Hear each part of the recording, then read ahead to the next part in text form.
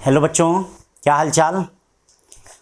सभी का टेस्ट बहुत बढ़िया चल रहा होगा। टेस्ट हो रहा है इस समय 22/5 से। आप जानते हैं कि रिवीजन टेस्ट सीरीज शुरू हुई है गुरुकुल की, और उसमें करते करते आज हम लोग 10वें टेस्ट पे आ गए हैं। मतलब अभी तक आज 11 अप्रैल है, आपके 10 टेस्ट कंप्लीट हो चुके हैं।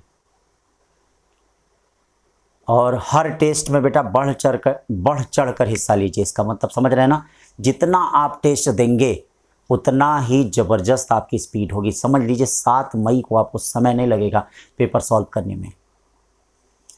पेपर का लेवल टफ, इजी, मीडियम तीनों प्रकार का आ रहा है। कभी टफ दे दिया जा रहा है, कभी मीडियम दे दिया जा रहा है, कभी इजी दे दिया जा रहा है। इसीलिए पेपर पैटर्न से घबराइए मत। आपके नंबर जो भी आ रहे हैं, एवरेज 500 550 नंबर आ रहा है, तो समझ लीजिए कि आप अच्छा करेंगे। वहाँ पे 600 650 प्लस करेंगे, ठीक है ना। तो जैसा भी पेपर का लेवल आ रहा है, बस सभी आपको जो पेपर में जो गलतियां हैं उसको पहचानना है। जितना गलतियां पहचानेंगे उतना ही अच्छा होगा। तो फिजिक्स संजीवनी का जो टेस्ट अलग से 1 घंटे का जो फिजिक्स का मैं रिहर्सल और रिवीजन टेस्ट करा रहा हूं, जो 12:30 बजे से लेकर 1:30 बजे तक हो रहा है, ठीक है। ये टेस्ट सीरीज 22 मार्च से आपकी शुरू हुई है और ये आपके टेस्ट के सिलेबस हैं। आज हम लोग क्या हैं, किस टॉपिक में हैं? आज 10 टॉपिक वर्क पावर एनर्जी, और ये देखिए मैटर पे हैं, ठीक है। ये कुल 27 टेस्ट होने हैं जो आपके 2 मई तक चलेंगे। और पेपर आपका 7 मई को होगा, और 7 मई को अपने समय से होगा। तो ये मत सोचिए कि पेपर टल जाएगा, पेपर आगे जाएगा, ऐसा कुछ नहीं होगा। पेपर अपने समय पे ही होगा, ठीक है। हमारा लक्ष्य क्या है? फिजिक्स के डर को भगाना है और फिजिक्स में सर्वोच्च अंक प्राप्त करके बेस्ट रैंक लाना है नीट में। टेस्ट नंबर 10 टॉपिक क्या है? Work, energy and power and magnetism and matter. आज आप 12:30 से 1:30 बजे तक ये टेस्ट दे रहे हैं। अब देखिए क्या क्या चीज़ें हैं। तेजी से थोड़ा एक एक क्वेश्चन को मिलाते जाइए, तेजी से सबका डिस्कशन होता जाए, क्या है कैसे है, ठीक है ना। स्पीड थोड़ी फास्ट है तो चिंता ना करें, बस ध्यान से देखें, जो जो आपकी कमियां हैं उसको सुधारें। The change in kinetic energy of particle is equal to work done on it by the net force. एकदम सही है, एनसीईआरटी में लिखा है नेट वर्क डन ही जो होता है चेंज ऑफ काइनेटिक एनर्जी होता है। यहां क्या लिख दिया है?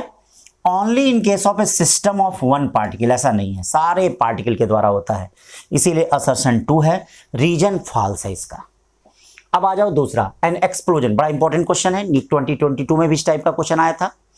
तो कह रहा है कि explosion in 3 part, 2 of them go off a right angle to each other.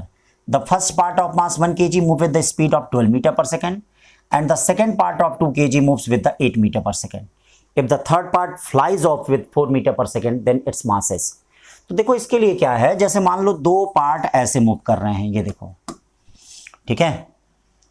N explosion 2 of right angle, the first part of mass 1 kg and second part of mass 2 kg। ये देखो, ये आपका हो गया 1 इंटू कितना 12, ये P1 हो गया। और ये देखिए P2 कितना हो गया, P2 कितना हो गया, P2 हो गया आपका 2 इंटू 8। ये देखिए 2 इंटू 8 हो गया। तीसरा पार्ट क्या होगा आपका भैया? तीसरा, आप जानते हैं कि कम से कम 3 वेक्टर अगर इस प्रकार से हैं तो उनको वेक्टर रिजल्टेंट 0 होता है। तो अगर 2 पार्ट एक दूसरे के परपेंडिकुलर जा रहे हैं तो पक्का है कि तीसरा पार्ट इन दोनों के प्लेन के इधर की तरफ आएगा। पक्का है कि तीसरा पार्ट जो होगा वह इन दोनों के प्लेन के क्या आएगा, इधर की तरफ आएगा। जब तक ये आएगा नहीं तब तक आपका इस तरह से होगा नहीं, ठीक है ना बच्चों। ये चीज जान रहे हो। अब देखो हमको P3 निकालना है, तो P3 क्या, vector sum. P3 equal to क्या हो जाएगा, √P1 स्क्वायर प्लस कितना P2 स्क्वायर। ये देखिए √P1 square plus P2 square. P3 क्या हो जाएगा, M3V3 इक्वल टू, ये देखो एक का पता ही है 12 का स्क्वायर 144, और 18 का स्क्वायर भी नहीं, 16 का स्क्वायर भी पता है, तो 16 का स्क्वायर 256 144, 2 1 3 1 4 हुआ। 4 का मतलब ये कितना हो गया, 20 हो गया। M3 आपका दिया है, M3 नहीं, क्या दिया है, थर्ड पार्ट ये दिया, स्पीड दिया है, ये 4 दिया है। तो 4 इक्वल टू 20 करोगे, इसका मतलब M3 इक्वल टू कितना हो जाएगा, 5 kg। यानी सेकंड का कौन सा हो गया, बी हो गया। थर्ड देखिए, बड़ा सिंपल क्वेश्चन, बहुत दिन से आया, नहीं हो सकता इस साल इस टाइप का क्वेश्चन आए। करा फोर्स दे दिया है, डिस्प्लेसमेंट दे दिया, वर्क डन बता रहा है, पूछ रहा है। तो आप जानते ही हैं कि फोर्स और डिस्प्लेसमेंट का जो डॉट प्रोडक्ट होता है वो वर्क के बराबर होता है, इसका मतलब work done W equal to कितना हो जाएगा, ये देखो F डॉट कितना हो जाएगा, R हो जाएगा, या W इक्वल टू F कितना है 3I cap plus J cap, और डिस्प्लेसमेंट देखो R1 माइनस R2, ये R1 दिया R2 में दिया है, R1 minus R2 minus R1 करो, 4I में से 2I जाए 2I, 3J में से ये गया 3J, और माइनस K में से माइनस K गया, कितना हो गया माइनस 2K। वर्क डन कितना हो जाएगा भाई, 3 2 जा कितना हो गया 6, और ये कितना हो गया 3, यानी 9 जूल जो है वर्क डन हो गया, थर्ड का ए हो जाएगा। फोर देखिए, a body of mass 4m is the lying in the XY plane at rest it suddenly explode into 3 pieces. देखना भाई 3 पीस में ये क्या है, टूट रहा है, कितने में 3 पीस में, 2 piece each of mass m move perpendicular to each other equal speed, the total kinetic energy generated. तो अगर हम तीसरे टुकड़े की वेलोसिटी निकाल दें तो हम काइनेटिक एनर्जी इस प्रोसेस में निकाल सकते हैं। तीसरे टुकड़े की अगर हम वेलोसिटी निकाल दें तो काइनेटिक एनर्जी इस प्रोसेस में हम क्या कर सकते हैं, फाइंड कर सकते हैं। देखो बच्चों क्या होगा, 4m है, 2 pieces each of mass m, ये देखो एक क्या है एक्सप्लोड हुआ तो ये मास m भी हो गया, ये क्या हो गया, ये भी m भी हो गया, और ये 2m हो गया, और इसकी वेलोसिटी v डैश हो गई। फिर उसी तरह से सिमिलरली क्या P3 इक्वल टू क्या under root P1 square plus P2 square. देखिए P3 equal to P1 square plus P2 square, P3 कितना है भैया 2mv डैश, और ये देखिए ये क्या होगा mv रूट 2 हो गया, ये ऐसे हटा तो mv रूट 2 हो गया। इसका मतलब v डैश इक्वल टू कितना हो जाएगा v बाई रूट 2। बताइए भाई क्या वेलोसिटी निकल गई थर्ड फ्रेगमेंट की। अब काइनेटिक एनर्जी क्या हो गई, काइनेटिक एनर्जी तो स्केलर क्वांटिटी है, काइनेटिक एनर्जी का तो लेना देना है नहीं किसी से, क्या लेना देना है क्या किसी से लेना देना नहीं है काइनेटिक एनर्जी का। तो काइनेटिक एनर्जी का कितना हो जाएगा, ये देखिए हाफ mv स्क्वायर, ये देखिए हाफ mv स्क्वायर, और ये कितना हो गया, ये तो बनेगा ही हाफ mv कितना हो गया v स्क्वायर बाई कितना हो गया 2 हो गया। सबको ऐड कर दीजिए, अब सबको ऐड कर देंगे तो यहाँ पे कितना आ जाएगा 3/2 mv स्क्वायर, 3/2 mv स्क्वायर, ये तो आएगा v स्क्वायर बाई 2 आ जाएगा, ये हो गया 3/2, सॉरी मास इसका 2m है, मास 2m है तो 2 से 2 कैंसिल हो गया, तो ये आ गया फोर्थ का b हो गया। 5 देखते हैं क्या भाई, particle of mass m driven by machine that delivers constant k watts, यानी पावर कांस्टेंट है, ध्यान देना। The particle start from rest force on the particle at time t, force और टाइम के बीच का रिलेशन फाइंड करना है अगर पावर कांस्टेंट है। पावर क्या है, तो आप जानते हैं पावर P इक्वल टू क्या होता है F इंटू कितना होता है V, पावर को K कह रहा है, K इक्वल टू क्या हो जाएगा MAV, चलिए भाई K इक्वल टू क्या हो जाएगा MA कितना हो जाएगा, अब जरा बताएं तो dV बाई dt और V हो जाएगा, इसका मतलब V square by 2 equal to क्या K बाई MT हो जाएगा, या v इक्वल टू क्या हो जाएगा under root 2k by m और t पे हाफ हो जाएगा।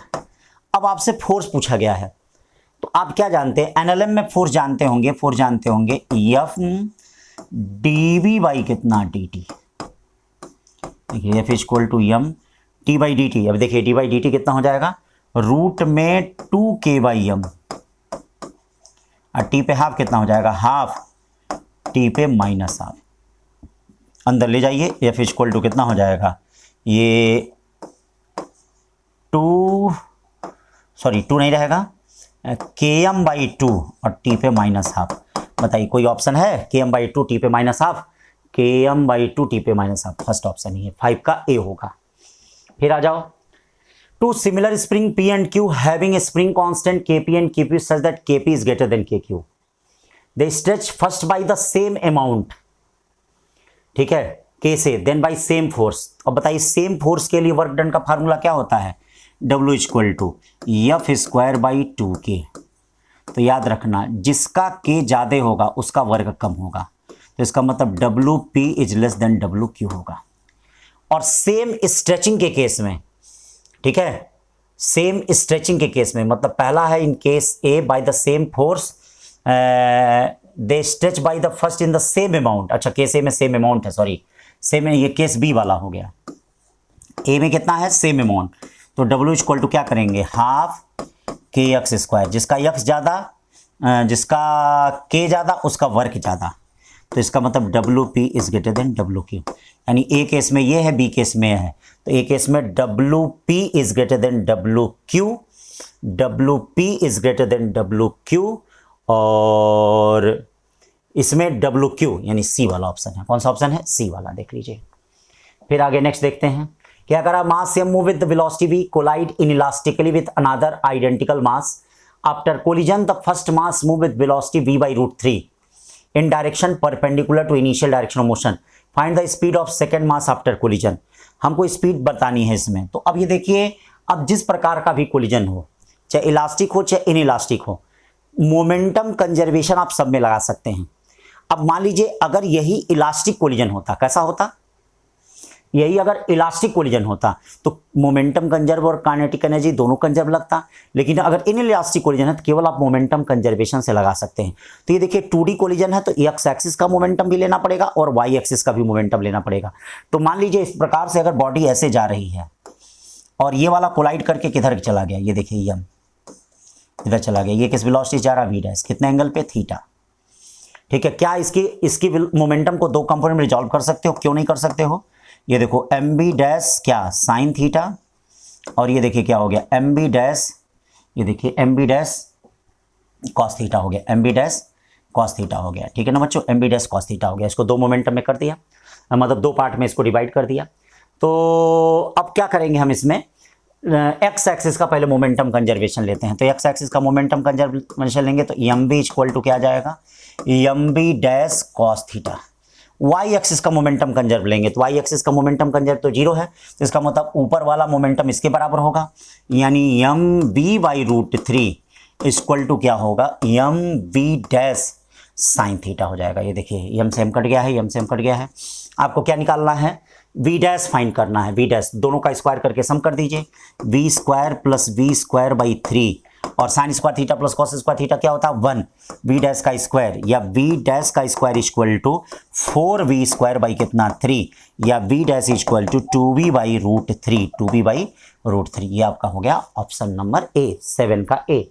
फिर चलते हैं 8 में, क्या करा भैया, 8 में कह रहा है यहाँ पे ध्यान दीजिए, 8 में कहा जा रहा है कि match the following columns in elastic collision. In elastic collision में क्या होता है, काइनेटिक एनर्जी ऑफ सिस्टम में डिक्रीज, बहुत सही। फिर क्या होता है, kinetic energy of system decrease.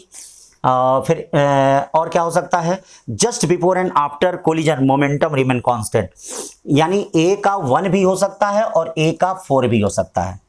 किसमें दे रहा, बी और सी में। चलिए एक और देख लेते हैं, बी का क्या है, बी का क्या है, बी का elastic collision, elastic collision kinetic energy of system remain constant, और ये भी तो होगा, मोमेंटम भी होगा, इसका मतलब यही वाला होगा, सी वाला होगा। बाकी सब अपना मिला लीजिएगा, ठीक है, 2 मिल गया, बाकी सब मिला लीजिएगा, ठीक है ना।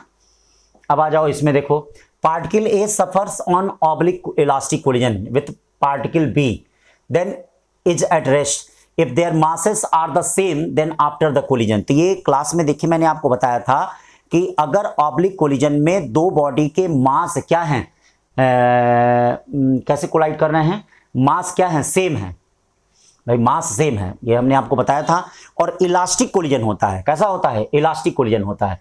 तो इसका मतलब कोलिजन के बाद जो दोनों बॉडी जाएंगे वह एक दूसरे के परपेंडिकुलर जाएंगे। तो एक चीज तो देखिए, they will move in mutually perpendicular direction, ये लिखा हुआ है, और इसका मतलब देयर काइनेटिक एनर्जी में भी इक्वल। ठीक है भाई, कोलिजन के पहले जितनी काइनेटिक एनर्जी होगी कोलिजन के बाद भी उतनी काइनेटिक एनर्जी होगी। और एक चीज और लिखा, continuous to move in the original direction while B remain at constant, नहीं मतलब ओरिजिनल डायरेक्शन में तो जाएगा ही नहीं। देखिए ऑब्लिक कोलिजन हो रहा है तो इसका मतलब पक्का कि वह डिफरेंट में जाएगा, तो इसका मतलब देयर काइनेटिक एनर्जी में भी इक्वल, इनकी काइनेटिक एनर्जी समान हो सकती है। अगर इलास्टिक कोलिजन होता है तो इनकी काइनेटिक एनर्जी क्या हो सकती है, समान होती है। तो ऐसा तो कुछ कोलिजन बोला नहीं है, तो इसीलिए 1 और 3 सही हो सकता है, और 1 और 3 का कौन सा, ए रिप्रेजेंट कर रहा है, क्या, ए रिप्रेजेंट कर रहा है। फिर आते हैं इसमें, देखते हैं block of mass moving V collide with another block 2m at rest, the lighter block come to rest after collision, find the coefficient of restriction. तो कोएफिशिएंट ऑफ रिस्ट्रिक्शन क्या होता है बेटा, relative velocity of separation, relative velocity of separation upon relative velocity of क्या, ये देखो relative velocity of approach होता है, ये देखिए रिलेटिव वेलोसिटी ऑफ अप्रोच होता है। तो relative velocity of a block of mass moving at velocity v collide with another block 2m at rest, the lighter block come to rest.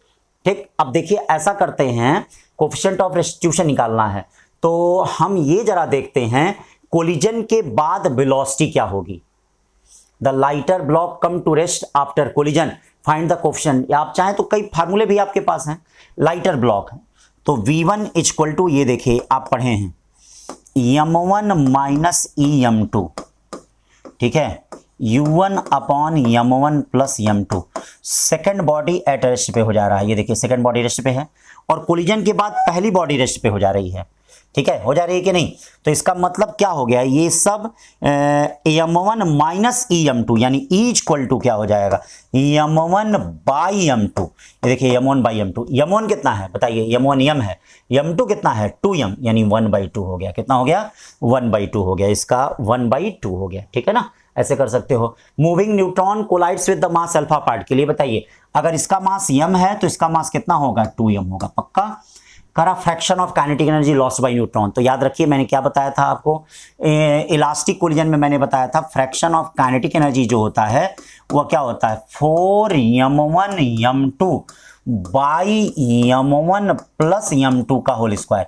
मैंने आपसे कहा था 4m1 m2 by M1 plus M2 का whole square. 4 M1 कितना है, m है, M2 कितना है, 2m है, m प्लस 2m, ये देखो m प्लस 2m का क्या होल स्क्वायर। तो इसका मतलब क्या हो जाएगा, ये जब इसको सॉल्व करेंगे, सॉरी m है 4m होता है, सॉरी 4m, तो 16/25 यानी ए वाला ऑप्शन होगा, 11 का ए होगा बच्चों।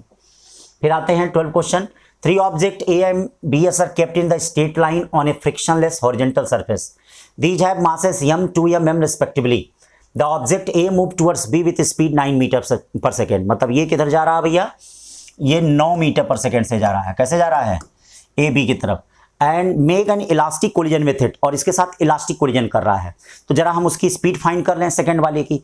सेकेंड वाले की स्पीड आपको पता है, सेकेंड वाला रेस्ट पे है, तो सेकेंड वाला अगर रेस्ट पे है तो 0 plus 2m1 u1 upon m1 plus m2 होता है। ये देखिए इसकी हम स्पीड फाइंड कर रहे हैं, ये वाला इसकी स्पीड हम फाइंड कर रहे हैं। तो ये फार्मूला सबको पता ही है, जब देखिए फार्मूला पता रहेगा तभी कर पाएंगे, नहीं तो समय लगेगा भाई। ये देखिए u से जा रहा है, कितने से जा रहा है, 9 टुवर्ड्स b, ये 9 से जा रहा है, अपॉन कितना हो जाएगा, m प्लस 2m हो गया, ठीक है। तो अब क्या हो जाएगा, 3 जा यानी 6 मीटर पर सेकेंड। इसकी स्पीड कितनी हो गई, 6 मीटर पर सेकेंड। फिर क्या कर रहा है, thereafter B makes completely inelastic collision, completely inelastic collision कर रहा है। तो कंप्लीटली इनइलास्टिक कोलिजन में क्या होता है भैया, कॉमन वेलोसिटी क्या होती है, ये देखिए सेम डायरेक्शन में जा रहे हैं, तो m1 u1 plus m2 u2 upon m1 plus m2 होता है। तो ये बताइए m1 कितना है, m1 2m है, उसकी स्पीड कितनी है, 6 है। सेकंड वाला रेस्ट पे है, अपॉन कितना हो जाएगा, 2m, और ये देखिए 3m हो गया, 3m से 3m कट गया, 3 से 2 हो गया, यानी 4 मीटर पर सेकेंड हो गया। एंड 12 का क्या हो जाएगा, b। अब आते हैं 13।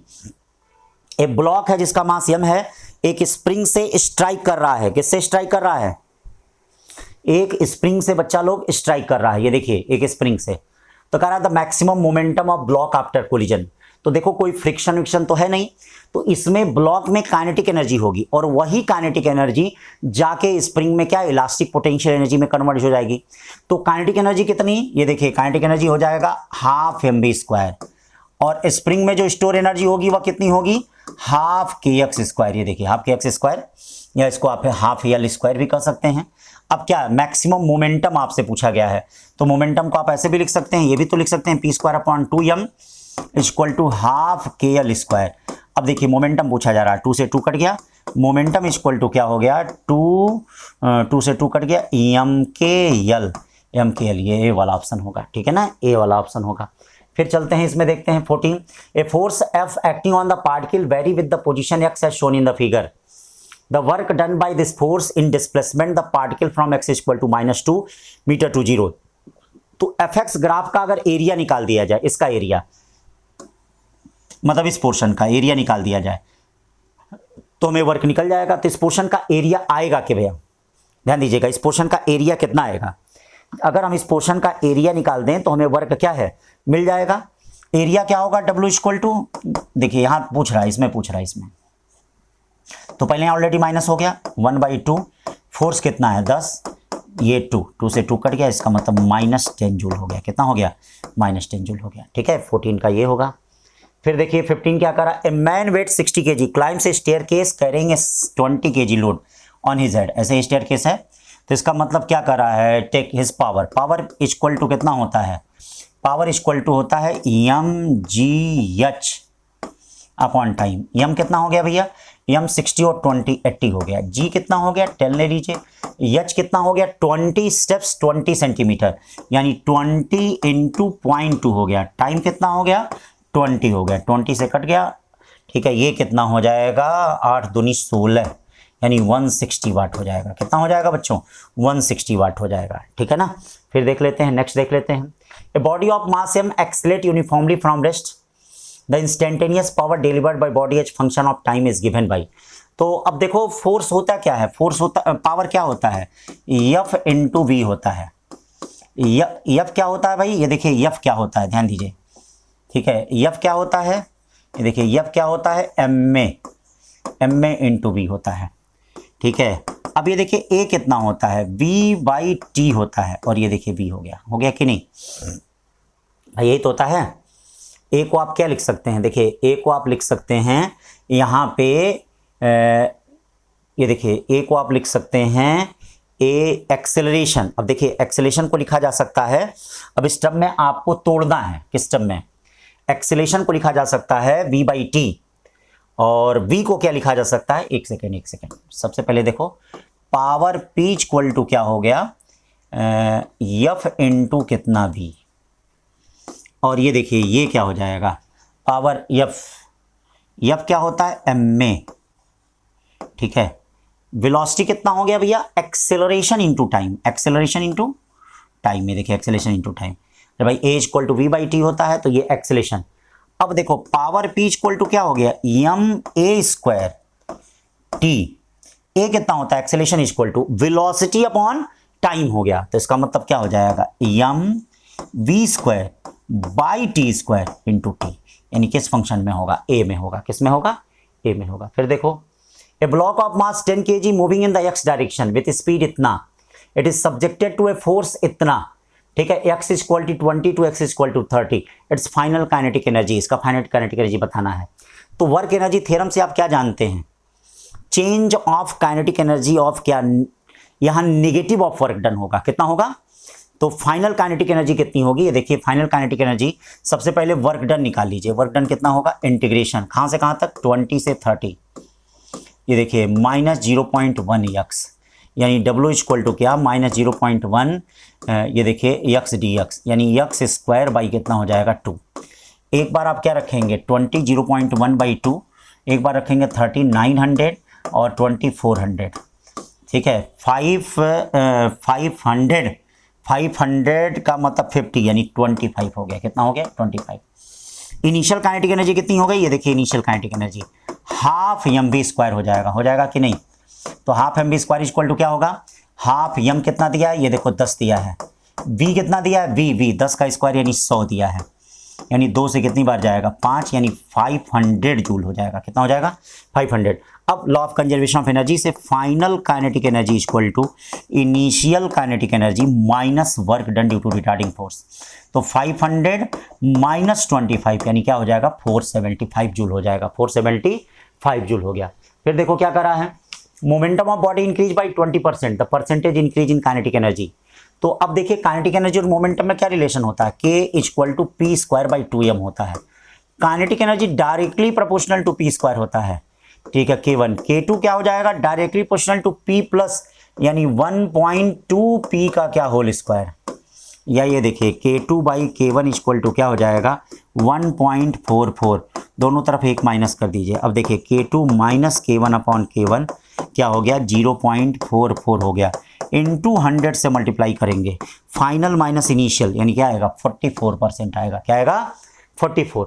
18 के बाद देखते हैं 19 क्या करा है, a block of mass 2 kg and other mass 4 kg are drop together by 60 feet tall building after fall of 30 feet each towards the earth, their respective kinetic energy will be। तो ये बताइए समान हाइट से अगर गिराई जा रही हैं तो जो वेलोसिटी होती है वो मास पे नहीं डिपेंड करती है, लेकिन काइनेटिक एनर्जी मास पे डिपेंड करेगी। तो इसका मतलब काइनेटिक एनर्जी क्या होता है डायरेक्टली प्रोपोर्शनल टू मास, यानी काइनेटिक एनर्जी क्या हो गया K1 by K2 equal to M1 by M2, ठीक है, यानी 1/2। 1/2 का मतलब कौन सा ऑप्शन हो गया? सी। 19 का सी हो गया। फिर देखते हैं क्या है 720। वेलोसिटी टाइम ग्राफ दिया है, work done by the force of the particle. तो ये देखिए वेलोसिटी और टाइम ग्राफ दिया गया है, तो आप वर्क डन में क्या कर सकते हैं? Change of kinetic energy half m v square minus u square, ये कर सकते हैं। हाफ m कितना है, चूंकि वेलोसिटी डिक्रीज कर रहा है तो इसका मतलब वर्क डन पक्का होगा, माइनस होगा, मास कितना दिया है 2, v देखिए फाइनल कितना दिया है 0, यहाँ देखिए 0 वेलोसिटी है। इनिशियल वेलोसिटी कितनी है? 400 हो गई। अब 2 से 2 कट गया, यानी -400 जूल आ गया। क्या आ गया? -400 जूल आ गया। फिर देखिए इसमें a car moving with speed 50 kilometre per hour can be stop by brakes after least 6 metre if the same car is moving with इतना द मिनिमम स्टॉपिंग डिस्टेंस। तो आप जानते हैं stopping distance S equal to क्या होता है? u square by 2a होता है। इसका मतलब s1 upon s2 equal to u1 upon u2 का क्या? Whole square. ये देखिए u1 अपॉन u2 का होल स्क्वायर। अब देखिए s1 आपको पता है कितना? 6, ये देखिए 6 है, s2 है, u1 कितना हो गया? 50/100, ठीक है, इसका मतलब कितना हो जाएगा? 24 मीटर हो जाएगा। कितना हो जाएगा? 24 मीटर। 22 क्या करा है? A body of mass 0.5 kg travel इतना, the work done by net force इतना। तो आप क्या करते हैं? Work done W equal to क्या करते हैं? Half m v final minus v initial का स्क्वायर। इनिशियल क्या है? x 0 है और यहाँ x 2 है, तो W इक्वल टू क्या हो जाएगा? हाफ m कितना है? हाफ, ठीक है, v कितना है? a का स्क्वायर और x का क्यूब। भाई इस पे 3/2 है करोगे, और ये इनिशियल क्या हो जाएगा? 0। अब x की जगह 2 रख दो, 1/4। a कितना होगा? a होगा 5 का स्क्वायर 25, x कितना हो जाएगा? 2 2 2 8, 4 से कितनी बार 2 आया, आंसर कितना? 50 जूल आ गया। क्या आ गया? 50 जूल। फिर देखिए 23, particle moves along the x axis from x equal to 0 to x equal to 5 under the influence of force given by the work done in this process, यानी work done in this process क्या हो जाएगा? W equal to F dx, ठीक है। चलिए work done देख लीजिए 0 से लेके 5। अब क्या इसका डिफरेंशिएशन करेंगे? तो 7x minus 2x square by 2 plus 3x cube by कितना? 3 3 3 कट गया, 2 2 कट गया। x की जगह 5 रखते हैं, ये देखिए 5 का स्क्वायर और ये देखिए 5 का क्यूब, तो ये क्या हो गया? 35 25 125, ठीक है, कितना हो गया? 135 जूल हो गया। कितना हो गया? 135 जूल हो गया, ठीक है, वर्क आ गया। फिर देखिए 24, N intense steam of water of cross sectional area A strike a wall. तो मैंने आपको बताया था कि कोई भी अगर चाहे एयर ब्लेड पे गिरे, हवा ब्लेड पे गिरे, चाहे पानी दीवार पे गिरे, तो फोर्स जो एक्सर्ट करता है या फिर इक्वल टू मैंने बताया था ए रो वी स्क्वायर। यही पावर अगर होगा तो ए रो वी का क्यूब हो जाएगा, ठीक है। इसका डेरिवेशन क्लास में कराया था हमने। अब देखिए जब भी दीवार से अगर, जब भी नॉर्मल से अगर थीटा देता है तो change of momentum 2p cos theta हो जाता है, ठीक भाई, change of momentum 2p cos theta हो जाता है। और अगर दीवार से थीटा देता है change of momentum 2p sin theta हो जाता है। तो दीवार से दिया तो इसका मतलब यहाँ पे 2av square rho cos theta हो जाएगा कि नहीं। फिर नेक्स्ट देखिए, a bicycle come to skidding stop in 10 metre during this process the force on the bicycle due to road 200 and directed opposite the motion, the work done by cycle on the road. तो एक चीज बताइए, cycle road पे कितना work करेगी? भाई road में तो कोई डिस्प्लेसमेंट हो ही नहीं रहा है, रोड में क्या भाई, चल तो साइकिल रही है, रोड थोड़ी चलता है। तो there is displacement in road क्या? 0। So work done by cycle क्या होगा? 0 होगा। साइकिल के कारण वर्क डन क्या होगा? 0 होगा। ध्यान से देखना। फिर क्या करा है 26, the magnetism of the magnet due to the spin motion of electron. सही बात है, ठीक है, ध्यान दीजिएगा। डायामैग्नेट में क्या होता है? डायामैग्नेट में क्या होता है? डायामैग्नेट में ऑर्बिटल मोशन ऑफ इलेक्ट्रॉन के कारण होता है। पैरा में जो होता है स्पिन मोशन ऑफ इलेक्ट्रॉन के कारण होता है, और फेरोमेट फॉर्मेशन ऑफ डोमेन होता है। तो आखिरकार कोई मैग्नेट की बात किया नहीं है, तो पैरा मैग्नेट में स्पिन मोशन ऑफ इलेक्ट्रॉन होगा कि नहीं। Dipole moment of electron is smaller then that of orbital motion around the nucleus. नहीं, ऐसा नहीं है। डाइपोल मोमेंट ऑफ इलेक्ट्रॉन जो होता है ऑर्बिटल मोशन में ज्यादा होता है, स्मॉलर नहीं होता है। तो इसीलिए सी ऑप्शन होगा। 26 का कौन सा होगा? सी। 27 देखिए, a magnetic needle vibrates in the horizontal plane with the period 4 second. The needle is cut into 2 halves in the plane normal to magnet axis of needle. Then the period of vibration. एक बात याद रखिए, अगर magnet को दो equal part में काट दे रहे हैं तो उसका मोमेंट ऑफ इनर्शिया I/N³ होगा, मैग्नेटिक मोमेंट M/N² होगा। याद रखिएगा, दो इक्वल पार्ट में काट दे रहे हैं तो M कितना हो जाएगा, N होगा, और उसका टाइम पीरियड कितना हो जाएगा, टाइम पीरियड T/N होगा। ठीक है, जितने इक्वल पार्ट में काटेंगे याद रखिएगा मोमेंट ऑफ इनर्शिया उसका I/N³ होगा, और टाइम पीरियड उसका क्या होगा, T/N होगा। तो यहां देख सकते हैं, यहां सॉल्व कर लिया जाए, कोई दिक्कत नहीं है। कट इंटू 2 है, पहले केस में क्या है, 4 = 2 पाई, आपको फार्मूला मालूम ही होगा, I अपॉन कितना होता है, M होता है। दूसरे केस में कितना हो रहा है भैया, दूसरे केस में T = 2 pi, moment of inertia में कोई बदलाव हो रहा है, हाँ हो रहा है, मोमेंट ऑफ इनर्शिया I/N³ हो जाएगा, I/8 हो गया, और ये मैग्नेटिक मोमेंट क्या हो गया प्रत्येक पार्ट का, M/2 हो जाएगा। अब जब इन दोनों को डिवाइड करेंगे तो 4/T = 2 से 4, 2 से 4 का मतलब √2 ऊपर चला जाएगा, यानी T = 4 कितना हो गया, 2, यानी 2। इसको आप याद कर सकते हैं। एक चीज याद करिए, जब भी किसी भी मैग्नेट को ऐसे कट कर दिया जाए, ऐसे परपेंडिकुलर टू क्या मैग्नेट, N पार्ट में कट किया जा रहा, तो प्रत्येक टुकड़े का मोमेंट ऑफ इनर्शिया I/N³ होगा, प्रत्येक टुकड़े का मैग्नेटिक मोमेंट M/N, ये कुछ नहीं है, M/N, और टाइम पीरियड प्रत्येक टुकड़े का T/ क्या है, N। तो आप यहां इस क्वेश्चन का जवाब ऐसे ही दे सकते हैं, दो पार्ट में काटा गया तो 4/2 यानी 2 सेकंड हो जाएगा। कितना हो जाएगा, 2 सेकंड। इसी तरह से जवाब दे सकते हैं, कहीं जवाब को इधर उधर देने की जरूरत नहीं है। ठीक है, फिर देखिए यहां क्या कर रहा है, a vibration magnet place in the magnetic field, the magnetic oscillation with the time period 2 second. ठीक है, in horizontal magnetic field 24 micro Tesla. अगर ये 18 माइक्रो टेस्ला हो जा रही तो कितना होगा, तो फिर देख लीजिए 2 = I/M इंटू कितना हो गया, 24, और ये T = I/M इंटू कितना हो गया, 18। यहां से अगर सॉल्व करेंगे तो 2 पॉइंट कुछ आएगा समथिंग, जिसको हम 2 सेकंड कह सकते हैं। क्या कह सकते हैं, 2 second. Electromagnets made of soft iron because soft iron has low retentivity low coercivity, ये वाला C वाला ऑप्शन होगा। देखना कहीं कहीं D ऑप्शन दिया होता है, हम इसमें भी D ऑप्शन दिया है, तो D नहीं है, C ऑप्शन होगा। NCERT में जाके देख लीजिएगा, लो रिटेंटिविटी लो कोर्सिविटी लिखा है इलेक्ट्रोमैग्नेट का। ठीक है ना, तो इसको देख लीजिएगा। फिर देखिए 30, the magnetic pole of the earth value of angle of dip, pole पे एंगल ऑफ डिप क्या होता है, 90 डिग्री। याद रखिएगा, नॉर्दर्न हेमीस्फीयर में एंगल ऑफ डिप पॉजिटिव होता है, सदर्न हेमीस्फीयर में एंगल ऑफ डिप निगेटिव होता है। ठीक, फिर क्या कर रहा है, सस्पेटिबिलिटी डिफाइन काई = क्या होता है, I/H। हाँ एकदम सही कह रहा है। Greater the value of susceptibility smaller the value of intensity of magnetization, नहीं गलत कह रहा है C, मतलब R गलत कह रहा है, A सही है। ठीक है, तो इसका C ऑप्शन होगा। 32, ये क्या होता है, C से टेम्परेचर बढ़ाएंगे तो ये देखिए मैग्नेटिक मोमेंट इस तरह से घटता है। ठीक है ना, तो ये 32 का C होगा। फिर देखिए 33 क्या कर रहा है, याद रखिए किसी भी मैग्नेट को अगर मोड़ेंगे या तोड़ेंगे या कट करेंगे तो भैया उसके मैग्नेटिक मोमेंट पे क्या करता है, फर्क पड़ता है, मतलब मैग्नेटिक मोमेंट उसका क्या होता है, चेंज होता है। तो क्वेश्चन करा कि बार मैग्नेट है, लेंथ L है, मैग्नेटिक डाइपोल मोमेंट M है, बेंट इन द फॉर्म। तो अब देखिए ये अगर R है तो इनके बीच का डिस्टेंस भी R होगा, इक्विलेटरल ट्रायंगल बनेगा। अब ये बताइए एंगल = क्या होता है, एंगल = आर्क अपॉन क्या होता है, रेडियस होता है। ये देखिए आर्क अपॉन रेडियस होता है। एंगल कितना है, π/3 है, आर्क कितना है, L है, रेडियस कितना है, R, इसका मतलब R = क्या होगा, 3L/π। अब देखो मैग्नेटिक मोमेंट क्या हो जाएगा, दोनों पोल के बीच की शॉर्टेज डिस्टेंस, ये बताइए दोनों पोल के बीच की शॉर्टेज डिस्टेंस है कितना, R। तो ये बोलो कैपिटल M = कितना होगा, स्मॉल m × R, या capital M = small m, R कितना हो गया, 3L/π हो गया। M × L को क्या कहेंगे, मैग्नेटिक मोमेंट कहेंगे, तो 3M अपॉन कितना होगा, पाई होगा, 3M/π यानी B वाला होगा, 33 का B। 34 का रहा है, डिफरेंट कॉन्फ़िगरेशन दिए हैं, आपको नेट मैग्नेटिक मोमेंट निकालना है। तो याद रखिए इसमें मैग्नेटिक मोमेंट M इधर होगा, इसमें इधर होगा, तो यानी M√2 हो जाएगा। इसमें इधर होगा, कैंसिल कर देगा, 0 हो जाएगा। इसमें इधर होगा, नेट इधर होगा, M√3।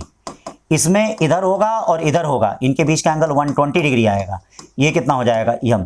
तो ये भैया मैक्सिमम किस में आ रहा है, मैक्सिमम C वाले केस में आ रहा है, मैक्सिमम किस में आ रहा है, C वाले केस में आ रहा है।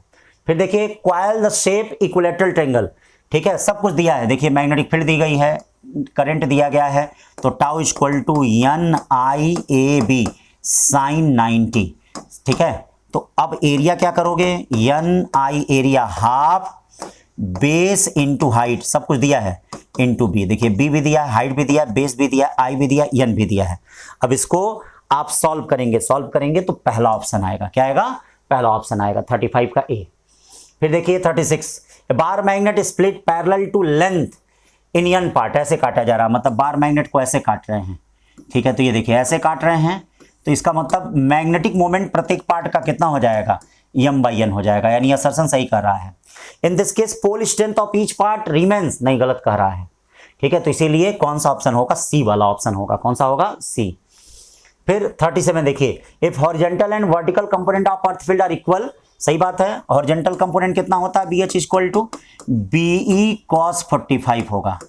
वर्टिकल कंपोनेंट कितना होता है? BE sin 45 होगा, ठीक है। तो ये सही बात बोल रहा है। Angle of dip is 0 at equator, angle of dip is 0 at equator, ठीक है। असर्शन भी सही कर रहा है, रीजन भी सही कर रहा है, लेकिन उसका करेक्ट एक्सप्लेनेशन नहीं है, यानी बी वाला ऑप्शन सही है। 38 क्या कर रहा है? Time period of oscillation two magnet when like pole are same direction is smaller than the period of vibration when the like pole are in opposite direction. तो देखिए लाइक पोल अगर सेम डायरेक्शन में होते हैं तो T1 equal to 2 पाई, ये तो moment of inertia, ये तो I1 प्लस I2 होगा। सेम होता है तो ये देखिए M1 plus M2 into BH होगा। और अगर अपोजिट डायरेक्शन में होता है तो T2 equal to 2 pi under root I1 plus I2, यानी M1 माइनस M2, ये देखिए क्या होगा? ये BH होगा। यानी अगर ये कम होगा तो ये ज्यादा होगा, ठीक है। ये कम होगा तो ये ज्यादा होगा, ये ज्यादा कम होगा। तो time period of oscillation two magnet when like pole are same direction is smaller, इसका मतलब सही बोल रहा है। रीजन का रहा moment of inertia increase in same position है। मोमेंट ऑफ इनर्शिया थोड़ा मैग्नेटिक मोमेंट की वजह से होता है, तो इसीलिए कौन सा ऑप्शन है? सी है। मोमेंट ऑफ इनर्शिया की वजह से थोड़ा होगा। The permeability of permanent magnet is small but more than 1, ठीक है। पैरा, हाँ, एक से ज्यादा होता है, स्मॉल होता है लेकिन एक से ज्यादा होता है। डाया का एक से कम होता है और फेरो का एक से बहुत ज्यादा होता है। Circular current loop of magnetic momentum is in the arbitrary orientation. ये देखिए ऐसे ओरिएंट कर रहे हैं, ऐसे, ये है ना, तो मतलब इधर नहीं घुमा रहे हैं, ऐसे ओरिएंट कर रहे हैं, मतलब ऐसे ओरिएंट कर रहे हैं। तो ऐसे ओरिएंट करेंगे तो ये बताइए मैग्नेटिक फील्ड और मैग्नेटिक मोमेंट के बीच के अंदर कोई चेंज होगा? कोई चेंज नहीं होगा। तो इसीलिए ध्यान देखिएगा, इसलिए आंसर 0 होगा। बहुत लोग दूसरा मार दिए होंगे, MB cos θ1 माइनस cos θ2 वाला मार दिए होंगे, लेकिन नहीं, ऐसे रोटेट करेंगे तो याद रखिएगा इसका आंसर क्या होगा? 0 होगा, ठीक है। फिर कह रहा है correct value of dip angle at place is 45 degree, the dip circle rotate 45 degree. तो आप जानते हैं कि क्या होता है? tan theta dash equal to tan theta upon कितना होता है? cos alpha. tan थीटा कितना है? tan 45, और ये कितना है? cos 45।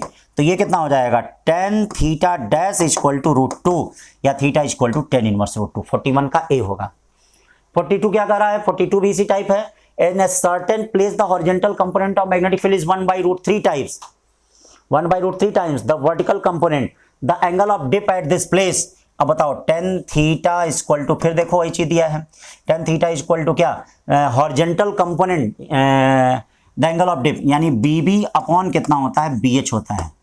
BH का रहा 1/√3 है, तो ये √3 हो जाएगा। इसका मतलब थीटा इक्वल टू कितना हो जाएगा? 60 डिग्री का मतलब π/3 हो गया, ठीक है ना, π/3 हो गया। फिर क्या करा? 43, a vibration magnetometer consist of 2 identical bar magnet placed one over the other such that they are perpendicular and bisect to each other. The time period of oscillation horizontal magnetic field इतना 2π/4 2 पाई। Moment of inertia 2I हो जाएगा और magnetic moment m√2 हो जाएगा। ये देखिए B हो गया। फिर क्या है? एक मैग्नेट को हटा दिया गया, तो जब एक मैग्नेट को हटा दिया गया तो I बचेगा और ये देखिए M भी बचेगा। अब दोनों को डिवाइड कर दीजिए, ये कट गया कट गया कट गया कट गया। अब 2 पे 5/4 अपॉन T, और ये देखिए 2 पे √2 यानी 2 पे 1/4। तो 2 पे 1/4 का मतलब ये देखिए क्या हो गया? 5/4 में से 1/4 गया, यानी 4/4, यानी T equal to 2 second. T equal to 2 है कोई? कैलकुलेशन कर लीजिएगा, कैलकुलेशन से मत घबराइएगा। 2 magnets placed one over other oscillate period 17 second. ये देखिए 17 equal to 2 pi under root I1 plus I2 M1 plus M2, और ये क्या हो गया? BH। 8 सेकेंड हो गया अगर दोनों एक दूसरे के विपरीत रखा जा रहा है। ये देखिए I1 plus I2 M1 minus M2, और ये BH हो गया। The ratio of magnetic momentum, इन दोनों को सॉल्व कर लीजिए। 17/8 इक्वल टू रूट में m1 minus m2 by m1 plus m2। ठीक है भाई, दोनों को सॉल्व कर लेंगे, कुछ ना कुछ आएगा ही। सॉल्व करेंगे तो कितना आएगा भैया, ये देखिए अगर सॉल्व करते हैं तो आएगा 9/14। चेक कर लीजिएगा बेटा। What is the angle of dip at place where horizontal component of earth magnetic field equal to vertical component? 45 degree. 45 degree पे वर्टिकल कंपोनेंट और हॉरिजॉन्टल कंपोनेंट आपस में बराबर होता है। A thin bar magnet, time period 8 second, the magnet cut into two halves perpendicular, then the time period मैंने क्या बताया था, T/N यानी 8/2, 8/2 का मतलब 4 सेकेंड हो गया। ठीक है, फिर देखिए 47 क्या कर रहा है, the period of oscillation of magnet by 8 second, the period of oscillation of magnet whose magnetic moment is 4 times that of first. तो मैग्नेटिक मोमेंट अगर 4 टाइम्स होगा तो इसका मतलब क्या होगा, रूट में 1/4 का मतलब 1/2, यानी यहां भी टाइम पीरियड 1/2 हो जाएगा, यानी 4 सेकंड हो गया। क्या हो गया, सेम क्वेश्चन नहीं है, थोड़ा सा अलग है। उसमें मैग्नेट को काटा गया है, इसमें क्या किया गया है, मैग्नेटिक मोमेंट को 4 टाइम किया गया है। फिर देखिए 48 करा, short magnet of magnetic moment इतना, यहां पर मैग्नेटिक फील्ड फाइंड करनी है, तो इसके कारण मैग्नेटिक फील्ड इधर होगी B1, इसके कारण मैग्नेटिक फील्ड इधर होगी B2। क्यों, मैग्नेटिक मोमेंट ऐसे है तो इसी डायरेक्शन में होगा, यानी नेट मैग्नेटिक फील्ड क्या हो जाएगा, B equal to under root, ये देखो B1 का स्क्वायर प्लस B2 का स्क्वायर। अब B1 कितना होगा, ये देखिए mu naught upon 4 pi 2m1 by R1 का होल स्क्वायर। आइए म्यू नॉट अपॉन 4 पाई 2m2 अपॉन R2 का होल स्क्वायर सॉल्व कर लीजिए। सॉल्व कर देंगे तो कुछ ना कुछ आएगा, सी वाला ऑप्शन आएगा। ठीक है ना भाई। फिर क्या करा 49, a small magnet dipole kept on the arm of deflection magnetometer. तो 10A पोजीशन में, 10A पोजीशन में क्या होता है, B equal to BH tan theta होता है, 10 BH tan थीटा। और देखो बच्चों B की वैल्यू क्या होती है, म्यू नॉट अपॉन 4 पाई 2m/r3। वैसे टेंजेंट गैलोमीटर को क्या सिलेबस में है नहीं, सिलेबस में दिया नहीं है तो इससे क्वेश्चन नहीं आएगा, लेकिन अब आ गया है तो भैया याद कर लीजिए BH tan थीटा। ठीक है, 10A पोजीशन में होता है, 10B पोजीशन में यहाँ इक्वेटोरियल पोजीशन में रखा जाता है। तो सब कुछ दे दिया है, देखो क्या निकालना है यहाँ पे, यम R दे दिया है, BH दे दिया, थीटा दे दिया है, यम। यहाँ से सॉल्व करोगे तो कुछ ना कुछ आएगा, कौन सा आएगा, ए वाला आएगा। क्या, ए। फिर देखो भैया, फिर क्या करा है, दोनों मैग्नेट एक दूसरे के परपेंडिकुलर हैं तो इनका मैग्नेटिक मोमेंट कितना हो जाएगा, ये देखो ऐसे है m√2, m√2 का मतलब कितना हो गया, √2pm। तो इस तरह से ये 50 क्वेश्चन मैंने बेटा डिस्कस कर दिए हैं। ठीक है, अब कल अगला टेस्ट। थैंक यू बच्चों।